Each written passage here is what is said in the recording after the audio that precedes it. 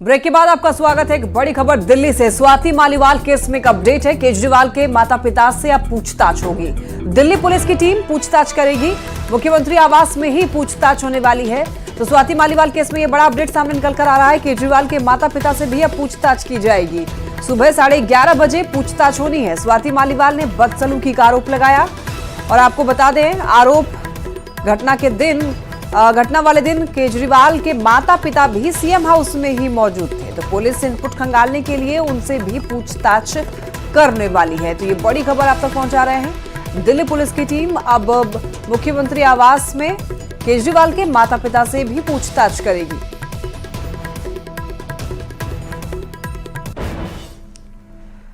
राज्य से बड़ी खबर, ईडी ने सुप्रीम कोर्ट को जानकारी दी। आपको बता दें कि एफिडेविट के जरिए ये जानकारी दी गई। हेमंत सोरेन की जमानत याचिका पर एफिडेविट। पूजा सिंघल को बताया हेमंत सोरेन का करीबी। मनरेगा घोटाले में निलंबित है आईएएस पूजा सिंघल। सीए सुमन कुमार के पास से 19 करोड़ 76 लाख रुपए मिले थे। कैश में हेमंत सोरेन के हिस्से का भी दावा किया जा रहा है। अवैध खनन में गिरफ्तार पंकज मिश्रा, प्रेम प्रकाश और अमित अग्रवाल से भी हेमंत सोरेन के करीबी रिश्ते बताए जा रहे हैं। तो ये बड़ी खबर सामने निकल कर आ रही है। बताते चले आपको, पूजा सिंघल का कनेक्शन यहाँ पर हेमंत सोरेन से निकला है। तो एफिडेविट के जरिए ईडी ने सुप्रीम कोर्ट को इस बारे में जानकारी दी है। बता दें आपको कि निलंबित आईएएस पूजा सिंघल जो कि मनी लॉन्ड्रिंग के मामले में आरोपी हैं। ऐसे में आपको बता दें कि काफी करीबी माने जा रहे हैं पूजा सिंघल और हेमंत सोरेन।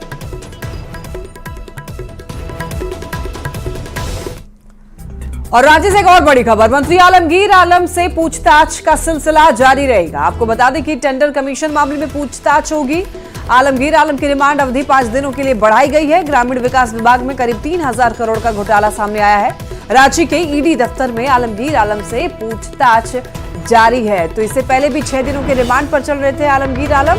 5 दिनों की रिमांड की अवधि और बढ़ा दी गई है।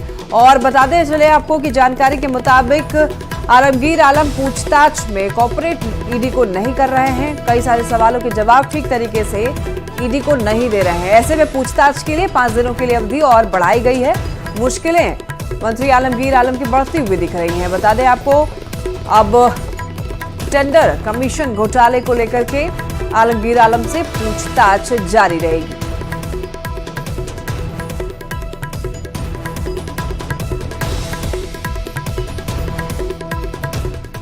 छपरा से एक बड़ी खबर, इंटरनेट सेवा 25 मई तक बंद रहने वाले। आपको बता दें कि हिंसक झड़प के बाद से ही यहां पर इंटरनेट सेवा बंद है। सुरक्षा को देखते हुए यहां पर यह फैसला लिया गया। बताते चले आपको कि 2 गुटों में यहां पर हिंसक झड़प हुई थी और झड़प के बाद से ही सुरक्षा के लिहाज से एहतियातन तौर पर यहां पर इंटरनेट सेवा बंद कर दी गई। इंटरनेट सेवा 25 मई को एक बार फिर से 25 मई के बाद बहाल किया जाएगा यहां पर इंटरनेट सेवा। फिलहाल 25 मई तक इंटरनेट सेवा बंद कर दी गई है। लेकिन चूंकि यहां पर इंटरनेट सेवा बंद है, इसकी वजह से लोगों को काफी परेशानियों का भी सामना करना पड़ रहा है। कोचिंग क्लासेस के लिए बच्चे दूर जाकर के क्लासेस ले रहे हैं और ऐसे में आपको बताते चलें, इंटरनेट सेवा बंद हो जाने की वजह से ट्रांजैक्शंस में भी लोगों को परेशानी उठानी पड़ रही है। लेकिन सुरक्षा को देखते हुए ये फैसला लिया गया है। ज्यादा जानकारी देंगे संवाददाता संतोष गुप्ता हमारे साथ जुड़ रहे हैं। संतोष, देखिए, छपरा में इंटरनेट सेवा 25 मई तक बंद रहने की बात कही जा रही है। तो ऐसे में क्या परेशानियां वहां पर लोगों को उठानी पड़ रही है? देखिए, सबसे बड़ी परेशानियां पढ़ने वाले बच्चों को है जो कि पढ़ाई नहीं कर पा रहे हैं। लोगों में काफी नाराजगी है। इस तरह के कई मामले आ चुके हैं छपरा में, जब इंटरनेट बंद करने की नौबत आ गई। हालांकि प्रशासन की मजबूरी है, चूंकि ऐसे समय में अफवाह काफी तेजी से फैलती है और इस अफवाह को रोकने के लिए प्रशासन ने ये एहतियातन कदम उठाया है। आज के समय में मोबाइल इंटरनेट सबकी मजबूरी बन गई है और इस कारण से लोग काफी परेशान है। कल हमने वीडियो भी दिखाया था किस तरह से इंटरनेट यूज करने के लिए बच्चे उत्तर प्रदेश तक जाकर के पढ़ाई कर रहे हैं। तो कहीं ना कहीं परेशानी जरूर है लोगों को, लेकिन अभी जो वर्तमान हालात है उसको देखते हुए प्रशासन ने यह निर्णय लिया है। लेकिन सुखद बात यह है कि कहीं से कोई अप्रिय घटना की खबर नहीं है। जिला प्रशासन ने पूरी तरह से स्थिति को नियंत्रण में कर लिया है। जो घटना स्थल है वहां लगातार पुलिस कैंप कर रही है। कहीं से किसी तरह की अप्रिय घटना की सूचना नहीं है। तमाम जो अफवाहें थी उस पर विराम लग गया है और प्रशासन जो है लोगों से लगातार अपील भी कर रहा है कि किसी तरह की अफवाह न फैलाए, किसी भी माध्यम से अफवाह न फैलाए, क्योंकि अगर अफवाह फैलती तो उस पर कार्रवाई भी होगी। लोगों की मुसीबत है बढ़ती जा रही। इंटरनेट जैसे जैसे बढ़ रहा है समय, परेशानी उन बच्चों को हो रही है जिनको पढ़ाई करना है या इंटरनेट से पैसा ट्रांसफर करना। वैसे लोग काफी परेशान दिख रहे हैं और इधर उधर जाकर के पड़ोस के राज्य जो है उत्तर प्रदेश में इंटरनेट चल रहा है, वहां जाकर के इंटरनेट चला रहे हैं। संतोष, इस घटना के बाद अभी वहां पर किस तरीके की स्थिति बनी हुई है? क्या स्थिति में सुधार है?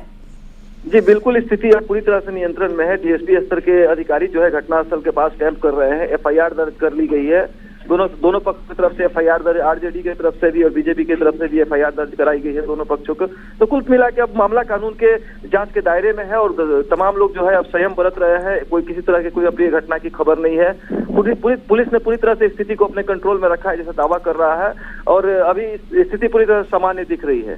ठीक है संतोष, नजर बनाए रखिए। फिलहाल बहुत शुक्रिया आपका तमाम जानकारियों के लिए।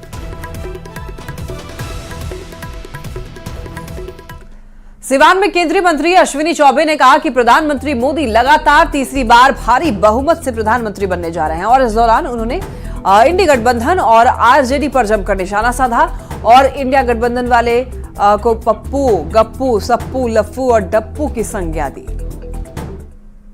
ये युवराज, एक युवराज दिल्ली में है पप्पू और दूसरा बिहार में है गप्पू, उत्तर प्रदेश में सप्पू और बगल के बंगाल में ममता का लफ्फू, एक दिल्ली में पैदा हुआ है डप्पू। ये पप्पू, गप्पू, सप्पू, लफ्फू और डप्पू की सरकार नहीं चलेगी। प्रधानमंत्री साल भर के लिए एक एक लोग बनाएंगे। अरे 5 साल में 5 प्रधानमंत्री, ऐसा इस देश में नहीं होगा। इस देश का अकेला पूरे जनता की भावना के अनुसार नरेंद्र मोदी ही देश के प्रधानमंत्री होंगे। लोकसभा चुनाव के 2 चरणों का मतदान अभी बाकी है, लेकिन उससे पहले बिहार में औकात वाली राजनीति अब शुरू हो गई है। साहिबगंज में एक कार्यक्रम के दौरान बीजेपी विधायक राजू सिंह ने वीआईपी प्रमुख मुकेश सहनी के विधायक के बिकने के आरोप पर उनको चुनौती दी और उनको खरीदने तक की बात कह डाली, जिस पर मुकेश सहनी ने बड़ा बयान दिया। कहा कि 2025 के चुनाव के बाद पता चल जाएगा कि इसकी क्या औकात है। स्टेज से आकर के इस बात को बोलता है कि मेरे विधायकों को खरीद लिया गया, तो मैं आप लोग के माध्यम से उस व्यक्ति को कहना चाहता हूँ, कल उनकी सभा है साहिबगंज में, आप लोग सुना दीजिएगा इस व्यक्ति को, मुकेश सहनी तुम तो शायद मेरे जैसे विधायक को नहीं खरीद सकते, लेकिन अपनी औकात बता दो, एक दिन में तुमको खरीद। पूरे बिहार को पता है कि इसका औकात क्या है। वो लोग टिकट मांगने वाले लोग हैं, हम लोग टिकट देने वाले लोग हैं। ये पूरे बिहार को पता है कि इसका क्या औकात है। रहा की औकात हमारी कुछ नहीं है। हम लोग तो गरीब, पिछड़ा, दलित के हक अधिकार के लिए हम लोग संघर्ष करने वाले लोग हैं। हम गरीब घर में जन्म लिए हैं, संघर्ष करके यहाँ पे पहुंचे। हमारा कहाँ औकात है भाई? हम लोग तो औकात बनाने का कोशिश कर रहे हैं, संघर्ष कर रहे हैं कि गरीब पिछड़ा लोग भी अपने सर उठा के जिए, इसके लिए लड़ाई लड़ रहे हैं। वो लोग बड़े लोग हैं, बड़े घराने लोग हैं। वो लोग तो कभी एक समय था कि हम लोगों के हाथ से पानी नहीं पीता था, उनका निश्चित तौर पर बड़ा औकात है। वो अगले 2025 का जब चुनाव आएगा उस समय पता चलेगा किसका क्या औकात है।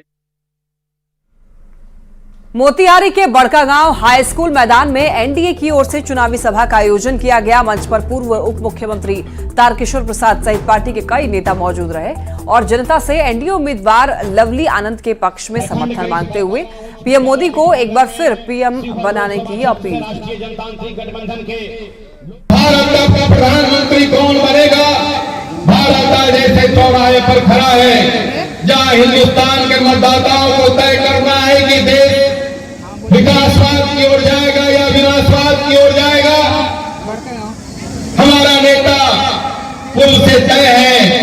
यशस्वी प्रधानमंत्री नरेंद्र मोदी जी के नेतृत्व में अगले 5 वर्ष देश में हमारी सरकार होगी, इसको हम सबों ने तय किया है। बेतिया के हरनाटाड़ में नेता प्रतिपक्ष तेजस्वी यादव ने चुनावी सभा को संबोधित किया और जनता से आरजेडी उम्मीदवार दीपक यादव के लिए वोट की अपील की। साथ ही ये कहा कि सत्ता में आने के बाद जनता से 10 किलो अनाज देने और आरक्षण को कभी खत्म नहीं होने का वादा किया है। तो देखिए यहाँ पर वोट की अपील की, साथ ही ये कहा कि सत्ता में आने के बाद जनता से 10 किलो अनाज देने और आरक्षण को कभी खत्म न होने का वादा किया। तेजस्वी यादव की हरनाटाड़ में सभा, आरजेडी उम्मीदवार के लिए चुनावी सभा की गई। बता दें आपको, यहाँ पर आरजेडी उम्मीदवार दीपक यादव के लिए वोट की अपील की गई है। चुनावी सभा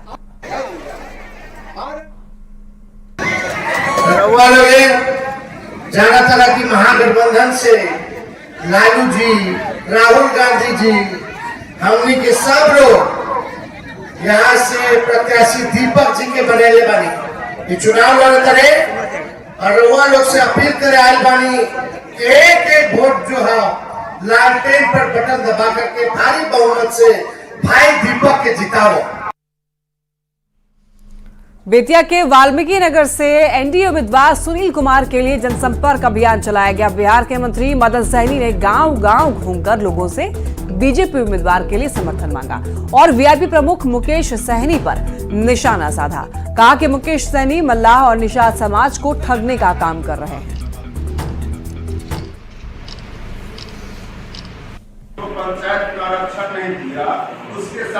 आज जो उनके साथ तेजस्वी के साथ हमारे वीआईपी के नेता घूम रहे हैं, वह समाज में भ्रम फैलाने का उन्होंने काम किया। लोगों को उन्होंने यह कहा था कि जो हमको आरक्षण देगा हम उसके साथ गठबंधन करेंगे। तो हम जरा उनसे यह पूछना चाहते हैं और जानना चाहते हैं आपके माध्यम से कि आपने उसके साथ गठबंधन कर लिया जो 15 साल तक बिहार में मुख्यमंत्री रहे और उन्होंने एक पंचायत के अंदर में हम लोग को आरक्षण नहीं दिया। एनडीए उम्मीदवार आरके सिंह ने शाहपुर प्रखंड के कई गांव में जनसंपर्क अभियान चलाया और जनता से देश को मजबूत करने के लिए पीएम नरेंद्र मोदी के हाथों को मजबूत करने की अपील की और लोगों से देश के विकास के लिए वोट मांगा। हालांकि आरके सिंह के गांव में पहुंचने पर पार्टी के कार्यकर्ताओं ने उनका जोरदार स्वागत भी किया। तस्वीरें आप देख सकते हैं।